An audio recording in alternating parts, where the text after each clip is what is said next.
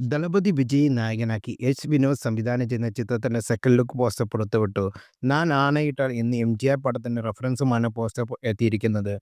ചാട്ടവാറൻ ചുറ്റി നിൽക്കുന്ന ദളപതി വിജയുടെ ചിത്രമാണ് പോസ്റ്ററിൽ കാണുന്നത്. ചിത്രത്തിന്റെ ടൈറ്റിലും പോസ്റ്ററിനും മികച്ച സ്വീകരണമായിരുന്നു ലഭിച്ചത്. ജനനായകൻ എന്നാണ് ചിത്രത്തിന്റെ പേര്. ചിത്രത്തിന്റെ നിർമ്മാതാക്കളായ KVN പ്രൊഡക്ഷനും പോസ്റ്റർ സമൂഹമാധ്യമങ്ങളിൽ പങ്കുവച്ചത്. ഞൊടിയിടയിലാണ് പോസ്റ്റർ ആരാധകർ ഏറ്റെടുത്തത്.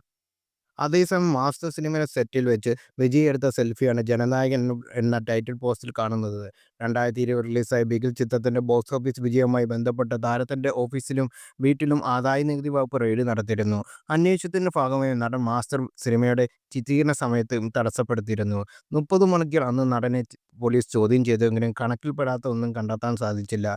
പിന്നീട് സെറ്റിൽ തിരിച്ചെത്തിയ നടന് ഗംഭീര വരവേൽപ്പാണ് ലഭിച്ചത്. വിജയുടെ വീട്ടിൽ ഇൻകം ടാക്സ് പരിശോധന നടക്കുമ്പോൾ പിന്തുണയുമായി എത്തിയ ആരാധകർക്കൊപ്പം തന്റെ കാരവാനിന് മുകളിൽ കയറി അന്ന് വിജയ് എടുത്ത സെൽഫി ആയിരുന്നു ഇത്. 2020 രാജ്യത്തെ ഏറ്റവും കൂടുതൽ റീട്വീറ്റ് ചെയ്യപ്പെട്ട സെലിബ്രിറ്റി പോസ്റ്റായി വിജയുടെ ഈ മാസ്റ്റർ സെൽഫി മാറിയായിരുന്നു.